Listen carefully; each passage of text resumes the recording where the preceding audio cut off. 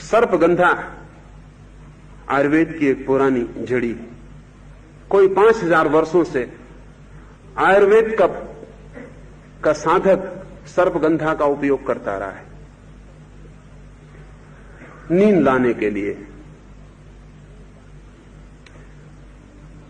अभी पश्चिम को प्रयोगशालाओं में सिद्ध हुआ कि सर्पगंधा से बेहतर और नींद लाने के लिए कोई ट्रैंकुलाइजर नहीं हो सकता है।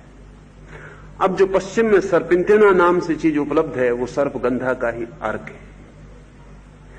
लेकिन अब तो हमारे पास बहुत सूक्ष्म साधन हैं जिनसे हम जान सकें, लेकिन जिस दिन सर्पगंधा खोजी गई थी इतने सूक्ष्म साधन नहीं मालूम पड़ते हैं कि थे। उसकी खोज का रास्ता कुछ और रहा होगा। वो खोज का रास्ता स्त्रीण चित्त का ढंग था, और अब जो हम प्रयोगशाला में खोज कर रहे हैं वो पुरुष चित्त का ढंग है।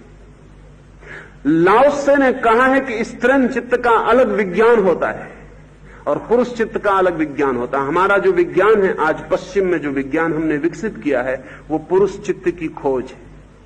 तर्क, काटना, पीटना, डिसेक्शन, तोड़ना, फोड़ना, विश्लेषण उसकी विधि है। तोड़ो चीजों को, काटो चीजों को, तर्क करो, विचार करो, गणित से हिसाब लगाओ और निष्कर्ष लो। लेकिन वे निष्कर्ष रोज बदलने पड़ते हैं।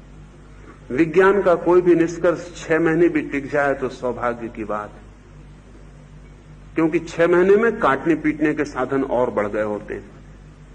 तर्क की नई व्यवस्थाएं आ गई होती हैं, गणित में और सूक्ष्म उतरने के उपाय मिल गए होते हैं, पुराना हिसाब गलत हो जाता है। आज पश्चिम में वैज्ञानिक कहते हैं कि कोई बड़ी किताब लिखनी कठिन हो गई है, क्योंकि बड़ी किताब जब तक लिखो तब तक जो तुम उसमें लिख रहे हो वो गलत हो चुका होता है।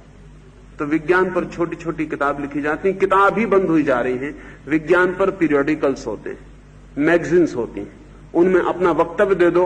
तुम्हारा वक्तव्य छप जाए इसके पहले कि गलत हो जाए, क्योंकि 6 महीने प्रतीक्षा, साल भर प्रतीक्षा संभव नहीं।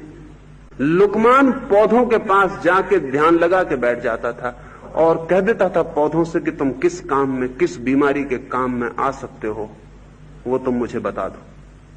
लुकमान ने कोई 1 लाख पौधों के संबंध में वक्तव्य दिया है।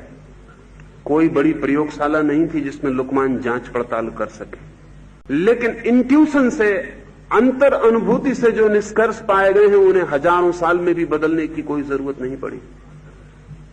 उपनिषद के सत्य आज भी वैसे ही सत्य हैं